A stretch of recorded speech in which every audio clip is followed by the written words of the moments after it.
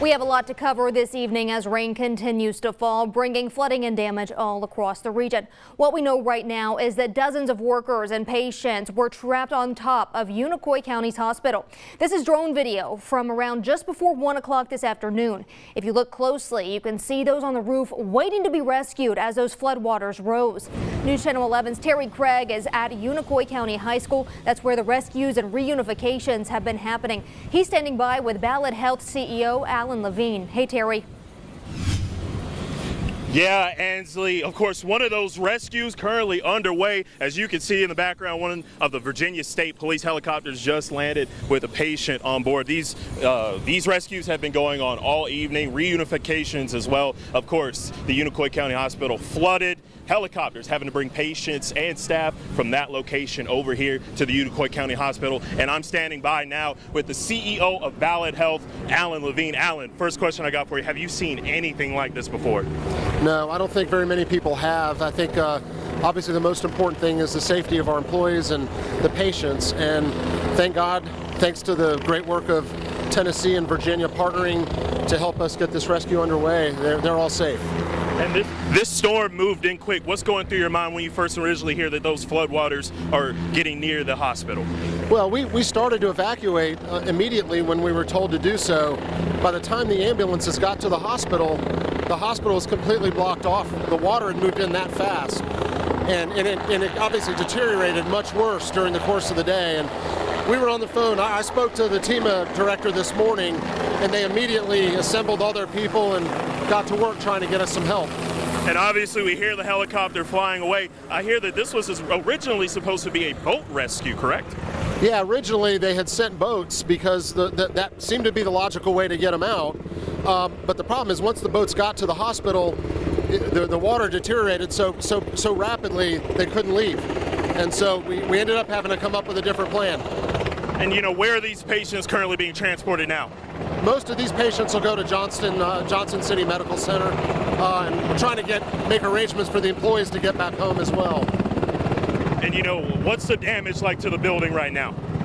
I think it's a complete write-off. I mean, the building, there's no way the building's going to survive this. We'll take a look at it once the water goes down, but it's a shame. It's a brand new hospital, and but you know what? It's just a building. We can figure that out later. I'm just thankful to God and everybody that our people are safe. And Alan, I've seen you walking around talking to patients, talking to the emergency crews here. What are they saying here on the ground? I think what I've heard is that every one of our team members never stopped doing the best they could today to take care of the patients, and that doesn't surprise me at all. I think they're all it was a traumatic event for them.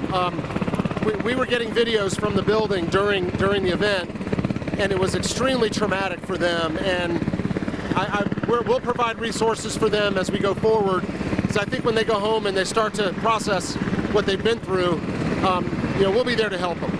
And about how many more patients do we have to rescue? I see another Black Hawk helicopter landing, another patient being rescued. About how many more rescues should we expect? How many more helicopters will land here? I think this is about the last one, and they're going to bring them inside the high school here. And I want to thank Unicoi County High School and the director of schools here for allowing us to use this as a staging facility. These patients are going to leave here. You have ambulances here from Washington County, Sullivan County.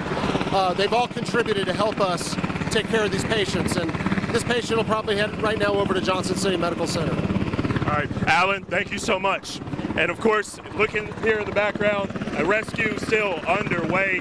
Helene saying just a few more patients here left to rescue. Obviously, about 50 or so patients and staff were stranded at the Unicoi County Hospital over here in Unicoi County, of course. And talking with Helene, it seems that building might be a total loss. Obviously, still a relatively new building, but of course, still a few more rescues still set to happen here at the Unicoi County High School. So reporting here in Unicoi County, Terry Craig, going to send it back to you in the studio, Ansley.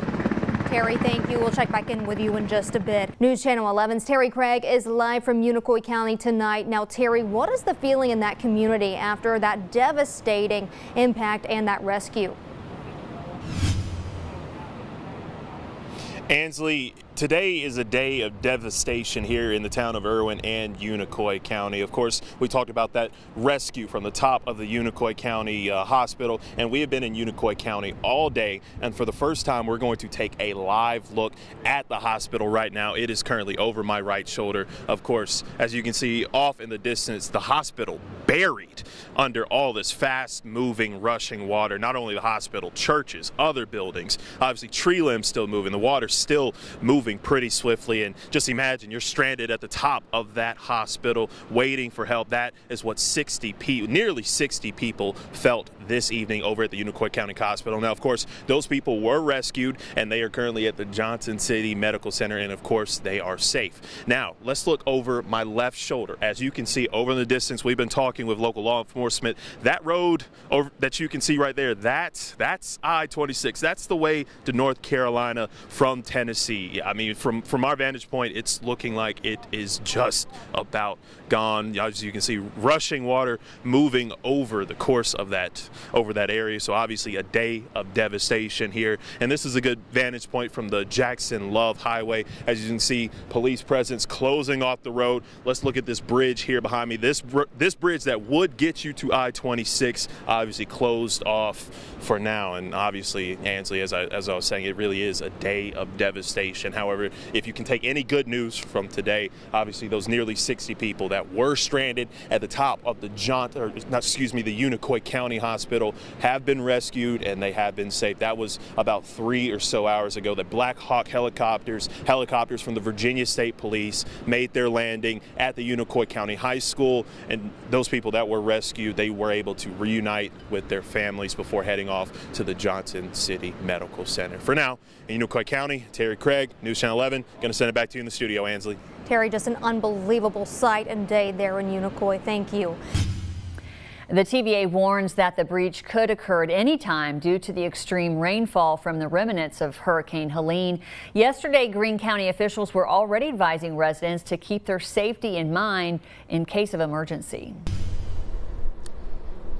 Hey Karen, yeah, they are sounding the alarm for folks that live downstream of the Nolichucky, especially if they are near the dam here. I'm going to step out of the way so you can see this river. Now, last time I was a little bit further back. We did move a little bit closer in the last half hour. As you can see, there is a bridge right there, and of course you can tell that those officers have blocked it off. This is on Asheville Highway in Greenville. I'm not sure if you can hear it because of the wind, but we can hear the river absolutely rushing right now. Now again, we want to be clear that this does not mean that the Nolichucky Dam has failed, but it could at any minute. Again, if you live downstream or in a low-lying area, you need to make a plan or get to higher ground as soon as you can. Now, we are told that if this dam were to break, it could be life-threatening. There are some folks that could be impacted in as little as 20 to 30 minutes, and this could have impacts all the way down to Douglas Lake. That's, of course, in that Sevier County, that Hamblin County, Cocke County area.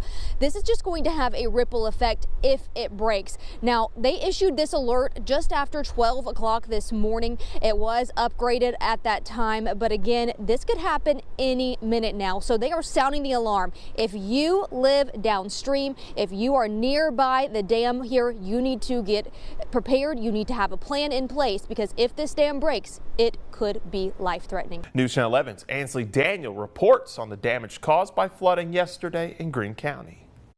The Kinzer Bridge here in Greene County is one of many that's been completely washed out, stranding thousands of people on the south side of the county. We have no transportation links in order to be able to get across the river to take them food or water or medical care, to evacuate citizens that have any type of medical emergency or an accident. Mayor Kevin Morrison calling the scene across Greene County apocalyptic. We will be transitioning into some type of recovery effort. We believe that there have been other fatalities upstream from Greene County, or at least we've been advised of that, to be looking for those individuals in and around the area of the river. You can see the water line right there. Every single room is like this. It has the mud everywhere. It went up about 2.5 feet on the walls. The Taylor family left when the evacuation order came in and then came back this morning. It was so violent it flipped over our washer in the washroom. And we did not do this to the chairs. The chairs, the water did that, leaning them back. And now another type of water is a concern. The water commissioner told us that they believe that we had 24 to 48 hours worth of water. We put in place a state of emergency. And this pump behind me here is why the mayor is asking folks to conserve water. It is the only pump that all of the utility districts in the area rely on. He fears that if folks do not conserve water, that they could be out within the next day or so. In Greenville, Ansley Daniel, News Channel 11.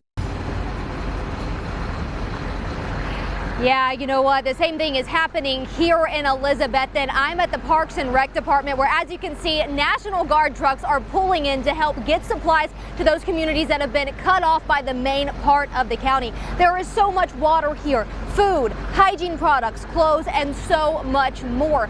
And this morning, officials held a press conference here today, and this is their first one that they've held since the flood. Now, several areas of the county, like Roan Mountain, Pogie, Elk Mills, and the Valley Forge and Hampton areas have been significantly impacted, and it's going to be a long time before any sort of normalcy returns. Carter County schools are currently closed this week. We will reassess and regroup as some of our schools have been at a complete loss. So we are currently still trying to find where most of our kids are, where the parents are. We don't have roadways to connect these communities. Now, this is video of Hampton High School from earlier this afternoon. As you can see, that entire football field is flooded and the windows of the school are boarded up.